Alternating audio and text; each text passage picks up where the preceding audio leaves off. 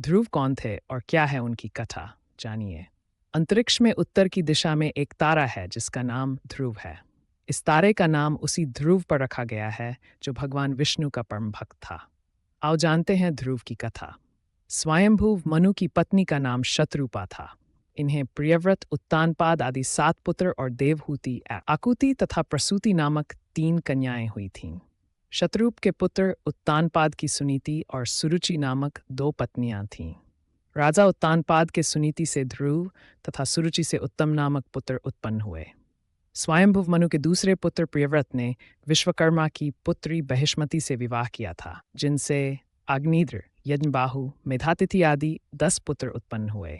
प्रियव्रत की दूसरी पत्नी से उत्तम, तामस और रैवत ये 3 पुत्र उत्पन्न हुए जो अपने नाम वाले मनवंतरों के अधिपति हुए।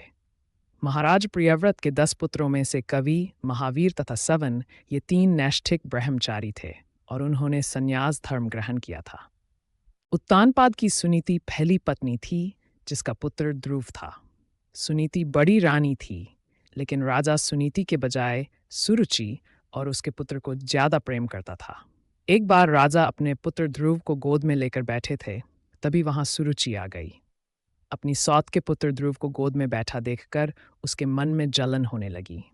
तब उसने ध्रुव को गोद में से उतारकर अपने पुत्र को गोद में बैठाते हुए कहा, राजा की गोद में वही बालक बैठ सकता है और राज सिंहासन का भी अधिकारी हो सकता है जो मेरे गर्भ से जन्मा हो। तू मेरे गर्भ से ही जन्मा है।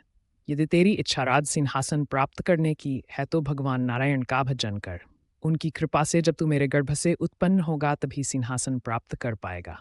5 साल का बोध बालक ध्रुव सहमकर रोते हुए अपनी मां सुनीति के पास गया। उसने अपनी मां से उसके साथ हुए व्यवहार के बारे में कहा। मां ने कहा, बेटा ध्रुव तेरी सौतेली से तेरे पिता अधिक प्रेम करते हैं, इसी कारण वे हम दोनों से दूर हो गए हैं। अब हमें उनका सहारा नहीं रह गया। हमारे सहारा तो जगतपति नारायण ही है। नारायण के अतिरिक्त अब हमारे दुख को दूर करने वाला कोई दूसरा नहीं बचा। 5 साल के बालक के मन पर दोनों ही मां के व्यवहार का बहुत गहरा असर हुआ और वह एक दिन घर छोड़कर चला गया। रास्ते में उसे नारद जी मिले। नारद मुनि ने उससे कहा, बेटा तुम घर जाओ, तुम्हारे माता पिता चिंता करते होंगे।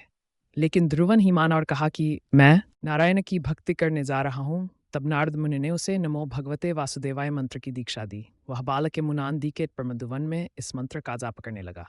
फिर नारद उसके पिता उत्तानपाद के पास गए तो उत्तानपाद ने मैंने एक स्त्री के वश में आकर अपने बालक को घर छोड़कर जाने दिया। मुझे इसका पछतावा है। फिर नारद जी ने कहा कि अब आप उस बालक की चिंता न करें। उसका रखवाला तो अब भगवान ही है। भविष्य में उसकी कीर्ति चारों ओर फैलेंगी। उधर बालक की कठोरता से अत्यंत ही अल्पकाल में भगवान नारायण प्रसन्न हो गए और उन्होंने दर्शन देकर कहा, है बालक, मैं तेरे अंतर्मन की व्यथा और इच्छा को जानता हूँ। तेरी सभी इच्छा पूर्ण होगी और तुझे वह लोक प्रदान करता हूँ जिसके चारों ओर ज्योति चकमकता रहता है और सूर्यादि सभी ग्रह और सप्तर्षि नक्षत्र जिसके चक्कर लगाते रहते हैं। प्रलयकाल में भी इस लोक का नाश नहीं होगा। सभी प्रकार के सर्वोत्तम ऐश्वर्य भोग कर अंत समय में तू मेरे लोक को प्राप्त करेगा।